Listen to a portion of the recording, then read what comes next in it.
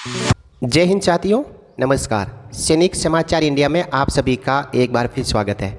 साथियों, one rank one pension के ऊपर मैं ताज़ा अपडेट आपको इस वीडियो के माध्यम से दूंगा। ओआरओपी की रिव्यू पेटिशन 26 जुलाई 2022 को खारिज होने के बाद एक एक्स सर्विसमैन ने मेजर जनरल सतबीर सिंह साहब से पूछा कि लेटेस्ट अब ओआरओपी के ऊपर क्या चल रहा है। तो उन्होंने बताया कि जो गवर्नमेंट की एप्लीकेशन है 3 महीने के टाइम एक्सटेंशन की, वो अभी तक लिस्ट नहीं हुई है क्योंकि उसमें कुछ कमी है। और our review petition has been dismissed on 28 July 22, और हमारी जो रिव्यू पेटिशन है वो 28 जुलाई 2022 को खारिज हो चुकी है। Government of India has not yet paid arrears वेब 1 July 2019 as ordered by honourable supreme court. सबको पता है कि सरकार ने अभी तक एरियर नहीं दिया है। आगे इन्होंने कहा है our lawyer are analysing further action, यानी जो इंडियन एक्स सर्विसमैन मूवमेंट के वकील हैं वो अब आगे एनालाइज कर रहे हैं, विचार कर रहे हैं, प्लान बना रहे हैं कि इस ओआरओपी की जो मेन जजमेंट और उसके बाद जो रिव्यू पेटिशन के बाद नेक्स्ट स्टेप क्या उठाना है।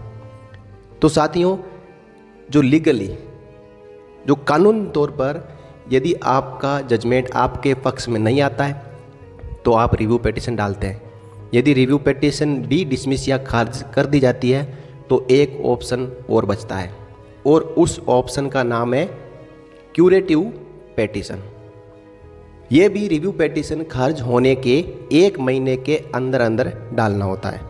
और जहाँ यहाँ पे जो बात की जा रही है जो फर्दर एक्शन की, तो there is only one further action, that is curative petition.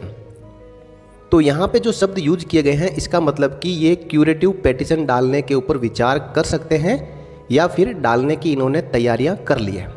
यदि ऐसा होता है तो आपको जो मिलने वाला ओआरओपी का 1 जुलाई 2019 का एरियर और पेंशन में और देरी हो सकती है।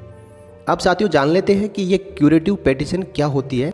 देखिए, क्यूरेटिव पेटिशन एक याचिका है जो अदालत से एक समीक्षा याचिका यानी रिव्यू पेटिशन खारिज होने के बाद सुप्रीम कोर्ट में लगाई जाती है और अपने फैसले की समीक्षा का अनुरोध करती है।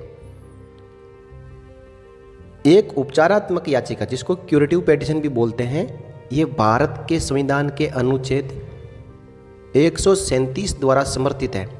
अनुच्छेद के अनुसार अनुच्छेद 145 के तहत बनाए गए कानून और विनियमों के मामलों में सर्वोच्च न्यायालय के पास अपने द्वारा किए गए किसी भी निर्णय या आदेश की समीक्षा करने की शक्ति है। फैसले की तारीख से 30 दिनों के भीतर एक क्यूरेटिव पेटिशन दायर करने की जरूरत होती है। एक याचिकाकर्ता क्यूरेटिव पेटिशन तभी दाखिल कर सकता है जब रिव्यू पेटिशन खारिज कर दी गई हो।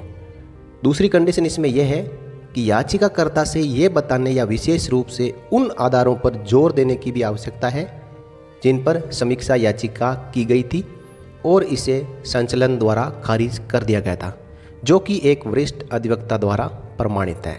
तीसरी कंडीशन यह है कि एक क्यूरेटिव पेटिशन पर विचार किया जाता है यदि ये स्थापित किया गया है कि प्राकृतिक न्याय के सिद्धांतों का उल्लंघन किया गया है। याचिका पर विचार करने का अतिरिक्त आधार यह है कि फैसला सुनाते समय अदालत ने उनकी बात नहीं सुनी। नेक्स्ट इसमें कंडीशन यह है, क्यूरेटिव पेटिशन को 3 वरिष्ठतम जजों की एक बेंच को परिचालित किया जाता है और वे जज जिन्होंने संभव हो तो मूल सजा सुना दी थी। जब और केवल अधिकांश न्यायाधीशों ने फैसला किया कि मामले की सुनवाई की जरूरत है तो क्या याचिका को उसी बेंच के समक्ष सूचीबद्ध किया जा सकता है। अगली कंडीशन यह है कि क्या खुली अदालत में सुनवाई के लिए अनुरोध किया जाना चाहिए। तो इस तरह की सुनवाई की अनुमति है, लेकिन आमतौर पर चैम्बर में न्यायाधीशों द्वारा एक क्यूरेटिव पेटिशन का फैसला किया जाता है।